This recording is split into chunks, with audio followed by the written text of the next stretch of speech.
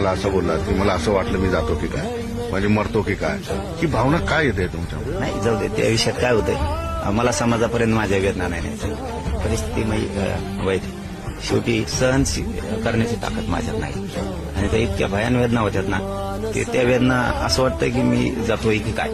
कारण मी लय वेदना आहेत मला, मी लय थोड्या दिवसाचा आहे समाजाचा. मला म्हणून त्या विषयात हातच नका घालू. कारण मी तिकडे गेलो की माझ्या समाजाला लगेच तितका त्रास होतो ना, भयंकर त्रास होतो माझ्या समाजाला. आणि समाज माझा त्रास सहन नाही करू शकत आणि मी समाजाचा नाही करू शकत. त्यामुळे ते आता त्याला नाविलाज येते. उपोषणामुळे माझं शरीर मला साथच देत नाही, मी काय करू शकतो. पण माझे लेकरं डोळ्यासमोर दिसतात मराठीचे माझ्या, की यांना माझ्याकडूनच अपेक्षा राजकारणाच्या पलीकडची.